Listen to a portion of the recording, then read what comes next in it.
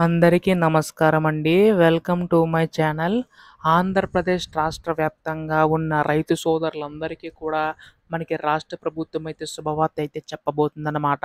So, ప్రస్తుతం మనకి ఈ యొక్క అన్నదాత సుఖీవ పథకం సంబంధించి కానీ చూసుకున్నట్లయితే రాష్ట్ర ప్రభుత్వం ఈ యొక్క నిధులనేవైతే ఇచ్చేందుకైతే సిద్ధమవుతుందనమాట. సో, గత ప్రభుత్వం కంటే ఈ ప్రభుత్వం మన నిధులు పెంచి ఇచ్చే అవకాశం ఉన్నట్లు తెలుస్తుందండి.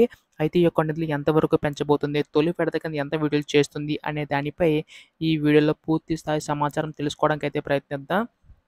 వీడియోనైతే ఎక్కడా కూడా ఆపకుండా చివరి వరకు అయితే చూడండి. అంతకంటే ముందు కొత్తగా ఎవరైనా మన ఛానల్ చూసినట్లయితే వెంటనే ఛానల్ అయితే సబ్స్క్రైబ్ చేసుకోండి మిత్రులారా.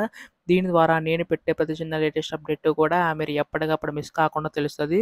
అలాగే వీడియోకైతే లైక్ చేయండి. మరికొంతమందికి సమాచారం అయితే తెలుస్తది. ఇంకా ఆలస్యం చేయకుండా వీడియోలోకైతే వెళ్ళిపోదాం. సో, ప్రస్తుతం మనం ఇక్కడ ఏపీ రాష్ట్ర వ్యాప్తంగా ఉన్న రైతు సోదరులందరికీ ఉపయోగపడేలాగా మనకి కూటమి ప్రభుత్వం అన్నదాత సుఖీవ పథకం అయితే తీసుకురావడం అయితే జరిగింది కదండీ! సో, ప్రస్తుతం ఈ యొక్క పథకం సంబంధించి కానీ చూసుకున్నట్లయితే గత ప్రభుత్వంలో కంటే ప్రభుత్వం మనకి ఈ యొక్క రైతులకు ఉపయోగపడే నిధులను పెంచి అందించేందుకు ఇది సిద్ధమవుతుందనమాట. అయితే రైతు భరోసా కింద మనకి గత ప్రభుత్వంలో 13,500 మాత్రం ఇచ్చేవారు. అయితే ప్రభుత్వం దాన్ని కాస్త 20,000 వరకు కూడా పెంచడం అయితే జరిగిందండి. అయితే ఈ యొక్క 20,000 సంబంధించి గాని చూసుకున్నట్లయితే ఇప్పటి వరకు కూడా మనకి కుటుంబ పథకాలు వచ్చి నెలలు అవుతున్నా కానీ ఇంకా అమలు చేయలేదని చెప్పేసి అయితే అడుగుతున్నారు రైతులందరూ కూడాని. సో, దీనికి సంబంధించి గాను మనకి రాష్ట్ర ప్రభుత్వం అయితే స్పందించిందనమాట. అయితే మనకి ఈ యొక్క నెలలోనే నిధులనేవైతే విడుదల చేసే అవకాశం ఉందండి.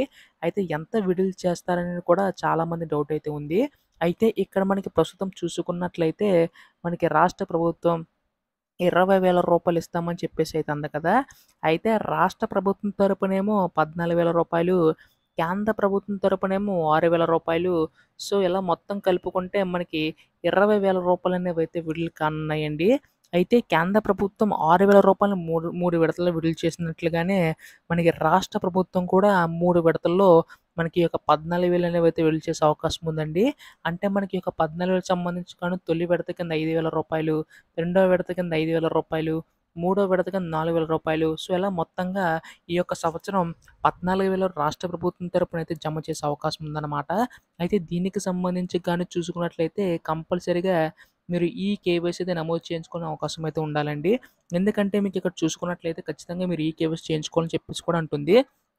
ఎవరైతే ఈ కేవైసీ నమోదు చేయించుకోరో వారికైతే రావన్నమాట. సో, కంపల్సరీగా ఈ కేవైసీ చేయించుకోవాల్సి ఉంటుంది.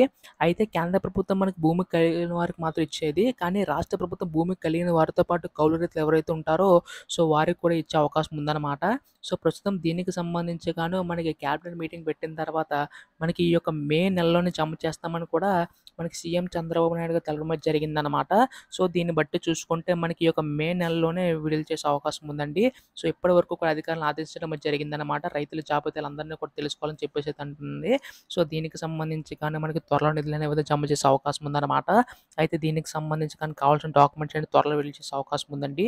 ఎప్పుడు దీనిపై ఎటువంటి లేటెస్ట్ అప్డేట్ వచ్చినా మీరు ముందుగా తెలుసుకోవాలనుకుంటే మాత్రం వెంటనే ఛానల్ అయితే సబ్స్క్రైబ్ చేసుకోండి మిత్రులారా. ధన్యవాదములు. జై హింద్.